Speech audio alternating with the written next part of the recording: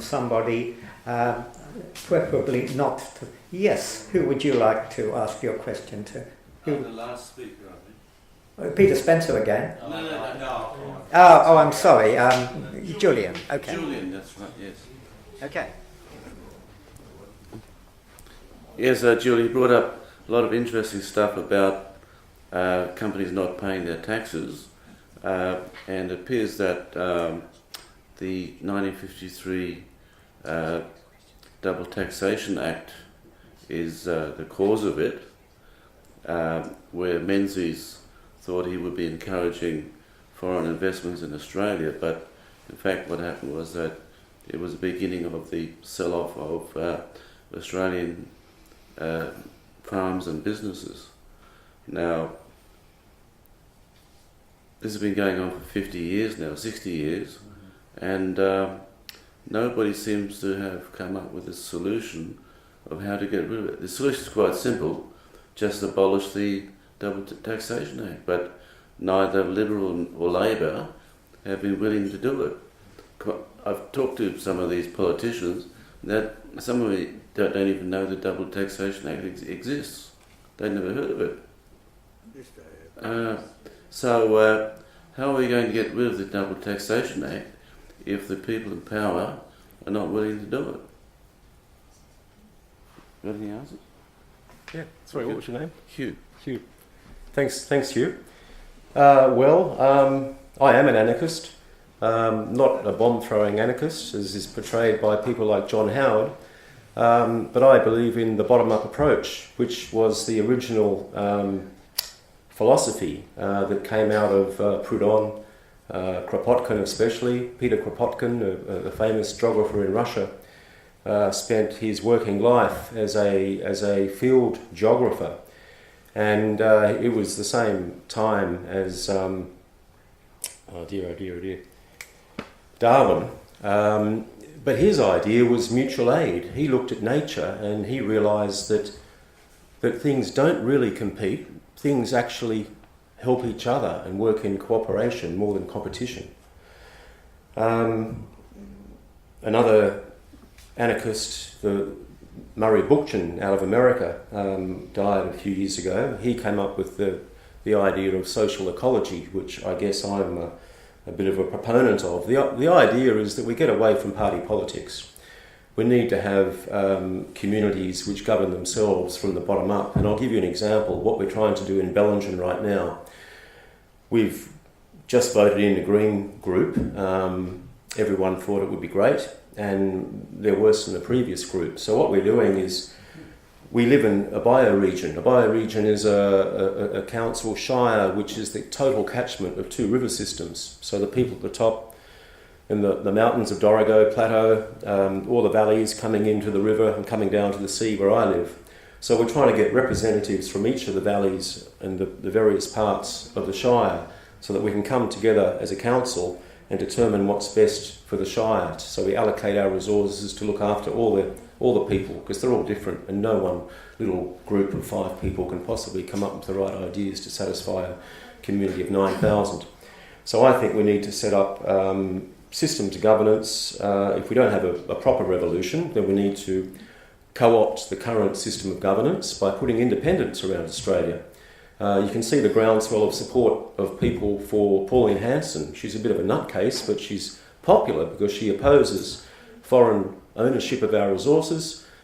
She opposes this mass immigration program that Turnbull and his mates want to do. They want to make Australia's population 100 million by the end of this century, if not faster. So people are flocking to those sorts of ideas because no one else in the political spectrum is saying it.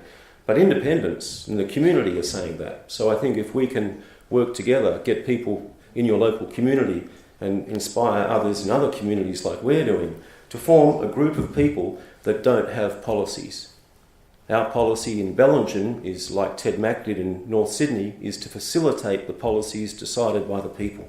So all we do is coordinate and facilitate that process. That to me is how we can take back control of Australia and change the double taxation system and all the other silly laws, or treasonous laws, I would say, that we currently have been forced upon us.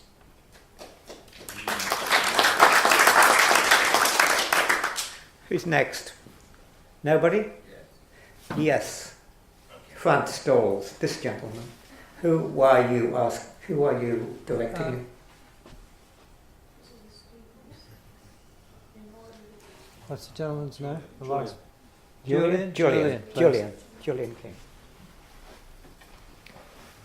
My name's Paul. I don't know, I can't remember. John Singleton, who's probably well known to most of you, he's used to be in the advertising business. At one stage, he and my cousin's husband, they were involved in a political party.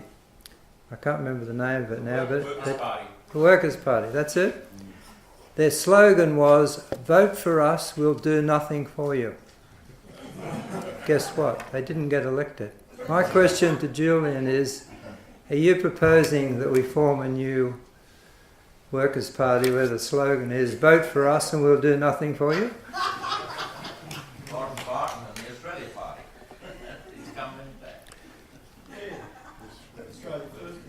Well, what we're doing in Bellingen is, I suppose, a bit of a... It's only been going for the last 3 weeks, I suppose. What happened was we got this new council in. If you've ever been to Bellingen, our main street has these magnificent camphor laurels that make this arch and grow across the road. It's our meeting place. It was put there initially by the forefathers of the community so you can bring your horse into town and tie your horse up in the shade and go and do your business and then get on your carriage and go home again.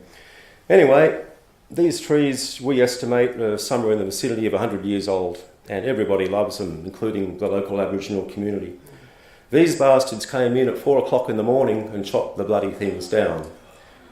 The trunks, you would have to join 6 people arms around to go around the trees. But the Greens, they said, "Oh, they're weeds, they're introduced." And we said, "Yes, but it's a community asset. If you want to go and chop down camphor laurels," which they are, sure, they're introduced. But so are you, you know. You're a white person. Where do we draw the line? Are we going to go back to 1770 or 1788 or, 1910, 1901? Where are we drawing the line? They can't answer that. And if you go out in the fields, there's thousands of bloody things. They're everywhere. They're holding the banks up, the shade for cattle. But they had to pick on these in the main street of Bellingen. So that has caused a furore in our town, and it's brought people like yourselves together, and we have formed a group of roughly, it was 4, now it's about 12, and I think it's soon going to be about 18, of people who are absolutely committed. I'm overwhelmed. There's people sitting up all night on the internet downloading council reports on regulations and how they've broken their code of conduct. We're going to go and try and see the Minister for Local Environment this week to complain and get them sacked and have a new election. We need to organise ourselves, and I think people are keen to get involved if they know everyone is involved, that it's a grassroots movement and we facilitate the wishes and the needs of the community. We don't have set agendas, we facilitate what's required. Don't go away yet, because Peter Spencer would like to ask you a question.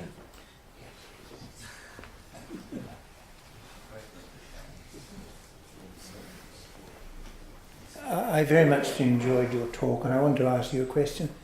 Bearing in mind that the majority of the states in Africa are still tribal in the sense that many of them are totally non-functional governments, the difference from there to democratic democracy we see right through Asia, which is authoritarianism, and it goes through that stage to before it will become a democratic situation, and they're only the last 50 or 100 years anyway.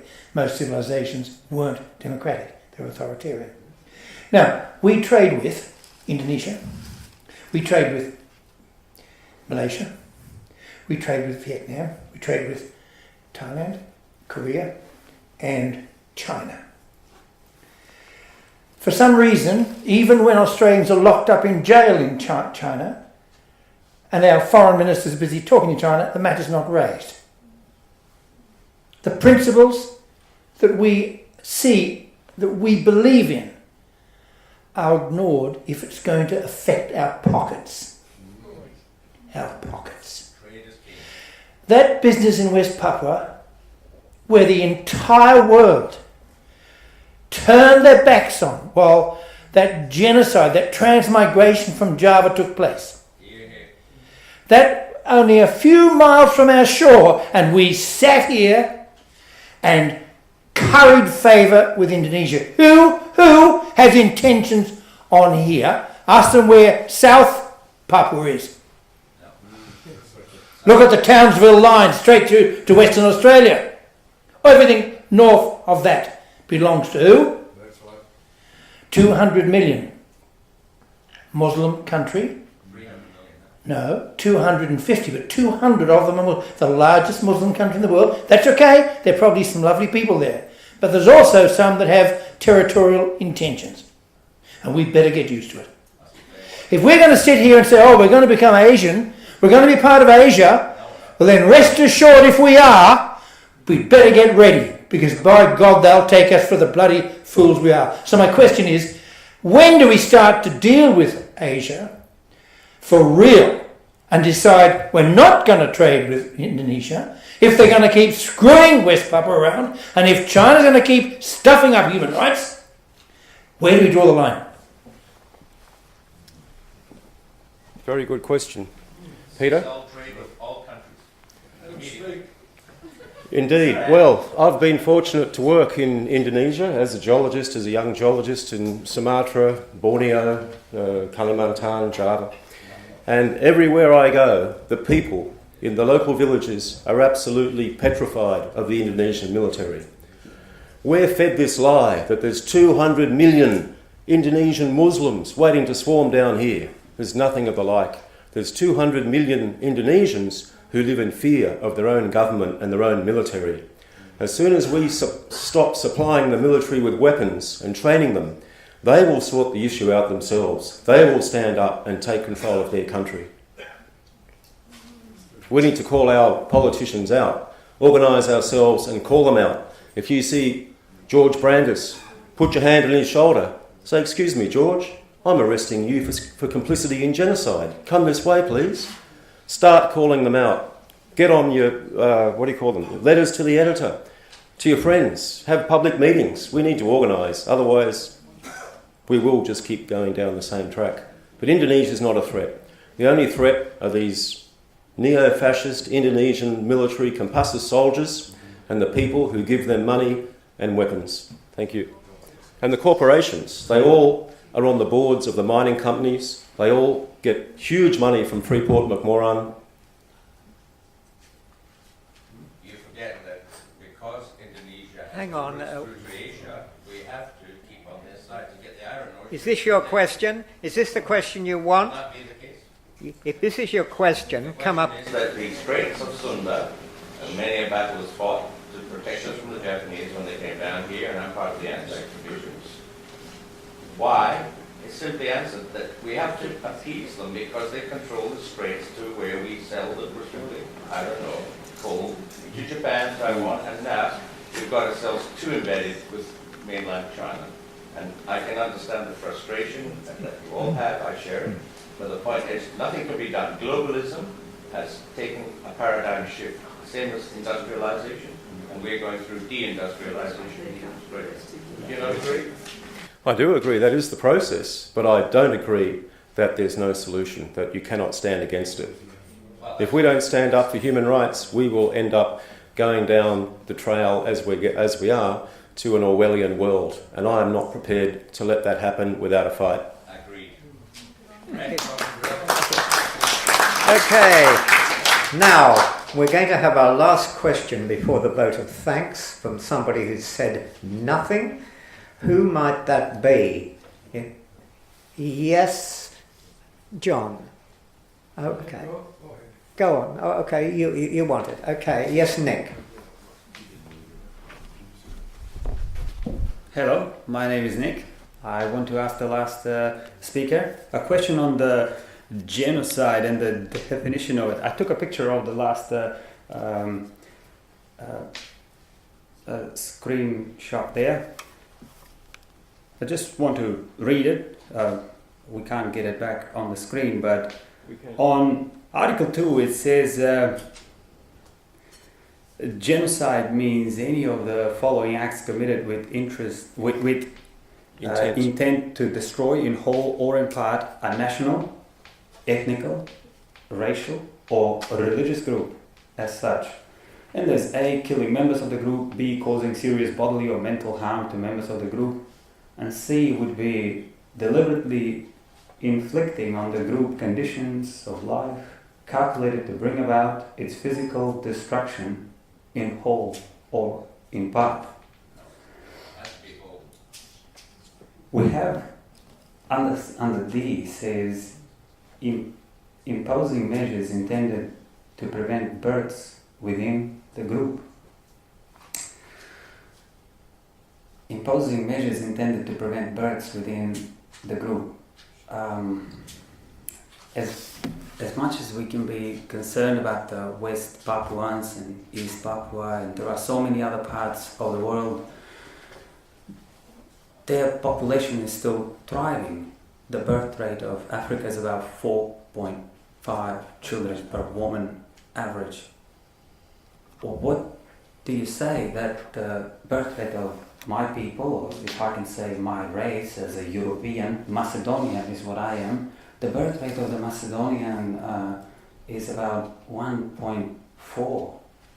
The Albanians, that we hate them so much, I mean we hate them so much, they are not better than that, they have about 1.5. The Serbs are in the same thing, the Greeks are even worse, they're 1.3, but yet we do hate the Greeks most of them all. As a list there, then the Albanians, then the Turks, then the Serbs, then the Bulgarians.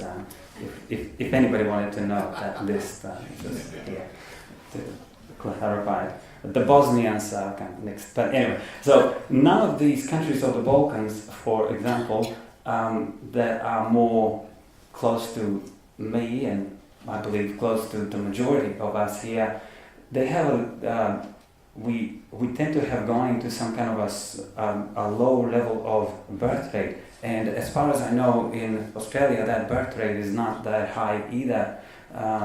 In America, I know it's propped up by the migration of the Catholic Mexicans that are coming and all that. So it comes up to 2.1.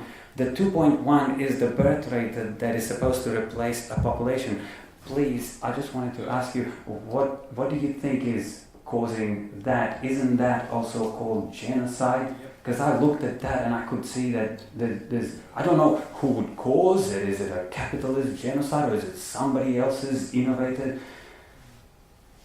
Why is that there and nobody says anything about that throughout Europe mainly? Thanks. What was your name? Nick is my name. Nick. Thanks, Nick. Nice to meet you. Well, firstly, Nick, I apologise. I don't know a great deal about the situation in that area, but I gather you mean some ethnic groups are having much higher growth rates than others, but you're all in the same country. Okay. Uh-huh. We're not concerned about most of the European people that have a birth rate quite low, and rather than we are concerned about genocide that has happened, or perhaps it can be defined as such in West Papua or Africa or somewhere else, whereas these conditions have been imposed to this group to diminish the number of birth rates, and that classifies as a genocide under the Article 2, Section D. Yeah, I don't think I'm skilled enough to comment. What I suppose was looking at was the Australian context of what our elites are doing in Australia and how it's affecting the periphery.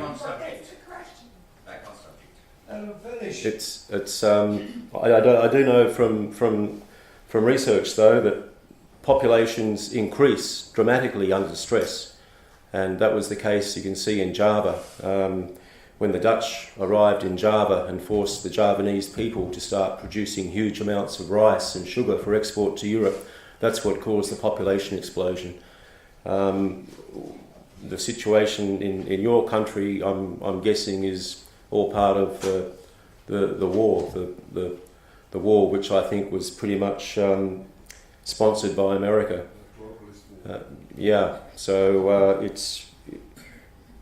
That's war. We've got war going on, more than we've ever had before, and unfortunately, it seems to be sponsored by these same cabal of elite. They've got this, whether it's Agenda 21 or they sit in private rooms and design how they're going to design the world, but it's not in our hands. But if it was, I think we would be able to do something about it. Look, I'm sorry to break ranks here. I shouldn't really do this, but I'm going to anyway. In response to what the last speaker said, with your permission, Julia, what you're addressing is not limited to the Balkan states of South-East Europe. It is throughout the Western world, and a lot of serious studies have been done on it, and it is a concern to a lot of people. And I've read quite a few studies on that subject, and it is not limited to the Balkan nations. It is throughout the Western world. It's called the birth dearth. It means what you said, that the replacement level will ultimately mean extinction. This is a major study for a lot of people, and I don't think you're a voice crying in the wilderness. But I just wanted to say that. It's quite out of order my saying it, because I'm not a speaker here and I shouldn't really be answering questions. So I will say no more. However, it's a major study and it's important, and you ain't alone. Now, John McRae would like to clarify a matter of definition just briefly before I call for the vote of thanks. In response to the professor, he said the first two speakers, Peter Spencer was first and I was second, we expressed anger. There's a big difference between passion and love of your country as opposed to anger. I've been very privileged and lucky, like a lot of people in this country, that enjoyed the benefits after the war and the opportunities and the success that we've had. And when I see the demise of it, after what I've seen, the achievements, and I could rattle on for 10 hours with what we've done, it makes me very, very sad to see these so-called elites that we've paid their way through university destroying it. And I'm not angry, I'm a passionate, patriotic Australian that's seen the demise, and I know it can be resurrected, but if we've got to get these people to try and think. And you know something? They've got to think what they're going to think with. That's the big problem. Thank you, John. Now, I would like to call on a member of our committee, Dr. Jim Sternhill, to present the vote of thanks this evening.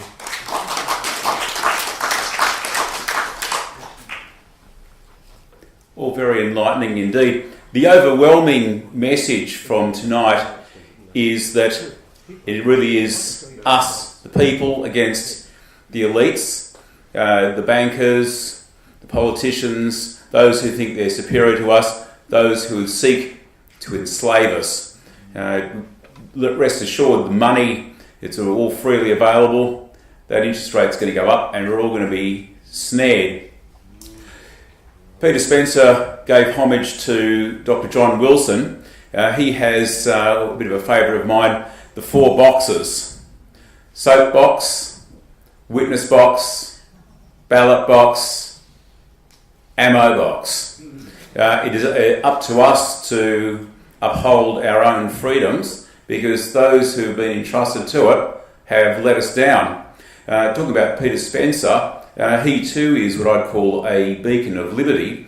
Few people realise that he's single-handedly upholding our property rights, which are absolutely essential for human rights, and he needs all the help he can get in his court cases. And for those who wish to help out, there are donation details out at the desk. John Wilson, he's been fighting a one-man battle for donkey's years on the juries. That is, once again, it's enshrined from 800 years ago in Magna Carta. The politicians have been totally ignoring the Constitution. Any number of breaches in the Constitution, probably from day one, from what I gather. The business of adhering to the United Nations, well, they select their own people. They're actually a foreign power. If you look at Section 44, Part 1, if you bear obedience, allegiance, or adherence to foreign power, you're not eligible to be selected in the House of Reps or the Senate. So, yeah, we all need to bear in mind that we are those that can do something about it. All that is required for the triumph of evil is that good men shall do nothing, and that is us. If we don't do anything about it, we'll all go down. So we might as well all stick our necks out and do what we can. I can see around the room there are a number of people who do that. And coming to the end of formalities, we need to thank our great speakers who've spoken with great passion and knowledge. So Peter Spencer, who, as everyone knows, we go back a long way. John McRae, Dr. Sean Turnbull, and Julian King. So let's all give a warm thank you for their great presentations.